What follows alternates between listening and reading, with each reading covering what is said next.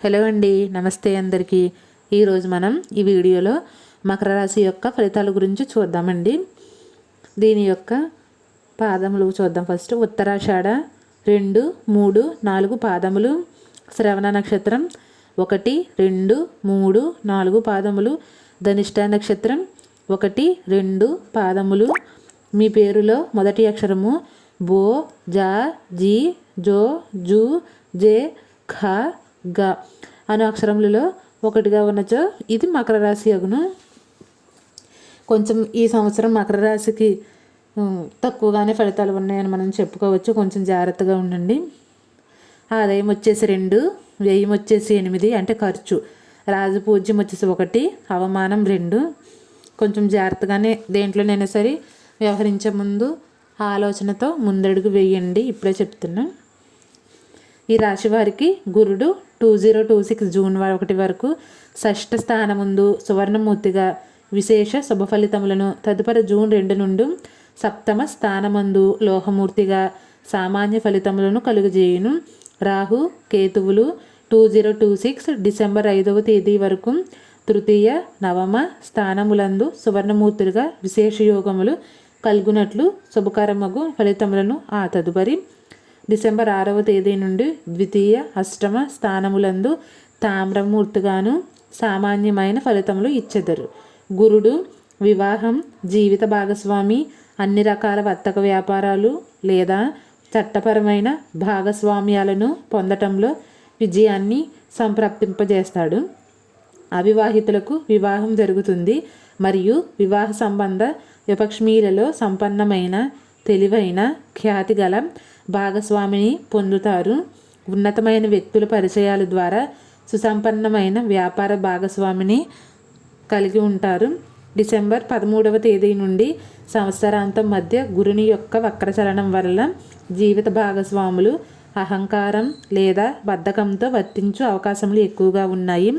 అలాగే వీరికి ఈ సంవత్సరంలో కొన్ని శారీరక వ్యాధులు ఉంటాయండి. అవేంటి ఇప్పుడు చూద్దాం. ఊబకాయం, మోకాలు నొప్పులు, పిక్కల నొప్పులు పట్టడం మొదలగు అసౌఖ్యారాలు, ఇతరులను ఆకట్టుకునే ప్రసంగం మాత్రం బాగా ఉంటుందండి. ఇతరులపై కూడా పట్టు సాధిస్తారు, అనుకున్నది జరుగుతుంది. కాకపోతే కొన్ని ఇబ్బందులు ఎదురవుతాయండి. అది ముందు దృష్టిలో పెట్టుకుని ఏదైనా సరే స్టార్ట్ చేయండి.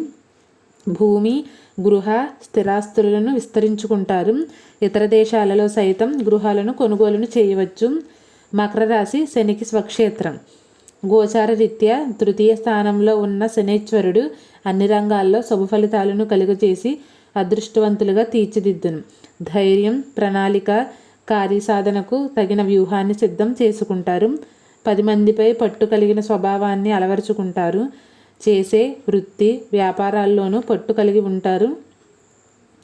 ఎన్నికలలో ప్రత్యర్థులపై సునాయాసంగా గెలుస్తారు. విలాస జీవన విధానానికి అలవాటు పడతారు.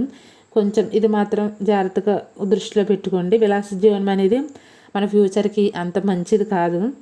ఆత్మవిశ్వాసం మీ వ్యక్తిత్వంలోనికి తిరిగి వస్తుంది. జీవితంలో మంచి విజయం సాధిస్తారు. నూతన వ్యాపారాలు ప్రారంభిస్తే అవి మీకు అనుకూలం అవుతాయి, బాగా కలిసి వస్తాయి. ఆదాయాన్ని కూడా బాగా తెచ్చిపెడతాయి. కొత్త ఉద్యోగం పొందవచ్చు.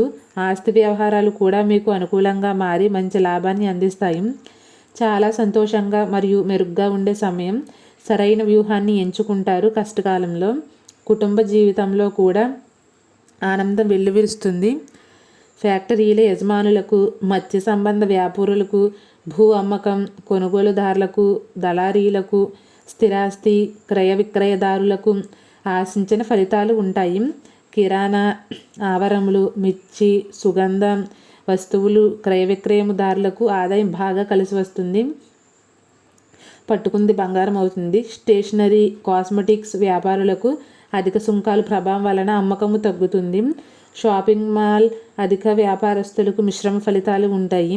వ్యవసాయదారుల కృషికి తగిన ఫలితములు ఉంటాయి. ఆదాయం బాగానే వస్తుంది. జన్మరాశిలో రాహు సంచార ప్రభావం వలన ముఖ కవలికలు మారడం, కళ తప్పడం, శ్మశాన సందర్శనం, ఇతరులకు భీతి కలిగించే వార్తలు వినటం, ఇతర దేశాలు సందర్శించుటకు వీసాలు సంపాదిస్తారు. విద్యార్థులకు దూర ప్రాంతాలలో చదువులకు వీసాలు సులభంగా పొందగలుగుతారు. మకర రాశి వారికి అదృష్ట సంఖ్య ఏంటంటే 8, 4, బుధ శుక్ర శనివారంలో కలిసి వస్తాయి. ఈరోజు మనము ఏమైనా పని చేసే ముందు ఈ రోజులు నిన్నుకుంటే ఆ రోజు అనేది మనకు బాగా కలిసి వస్తుంది. అలాగే ఒక చిన్న నోట్ అండి, ముందు ఏదో ఆదాయం అవన్నీ తప్పుగా చెప్పారు, అంటే తక్కువగా ఉన్నాయి కదా, అవమానం కూడా ఉంది, వ్యయం ఖర్చు కూడా 8 ఉంది, రాజపూజ్యం ఒకటి ఉంది. కానీ ఏంటంటే పంచాంగంలో మకర రాశి గురించి అన్నీ బాగానే ఉన్నాయి కదా అని మీరు అనుకుంటారేమో. కానీ ఫ్రెండ్స్ ఏంటంటే ఇవన్నీ ఉంటాయి, ఉండవని నేను చెప్పను. కాకపోతే ఇవన్నీ రావాలి అంటే మధ్య మధ్యలో చాలా అడ్డంకులను ఫేస్ చేస్తే కానీ ఇక్కడికి వెళ్ళం. కొన్నిసార్లు ఈ వెనక్కి మాత్రమే ఉండిపోగలం. మనం కొన్ని గోల్స్ని కూడా మనం రీచ్ అవ్వకపోవచ్చు. కాబట్టి నేను మరీ చెప్తున్నానండి రాశి వారికి, మీరు ఏ పని చేసినా సరే, ఒకరితో కలిసిమెలిసి ఉన్నా సరే, ప్రతిసారి బాగా ఆచితూచి అడుగు వేయండి. ఇదే నా నోటు. థ్యాంక్ యూ అండి.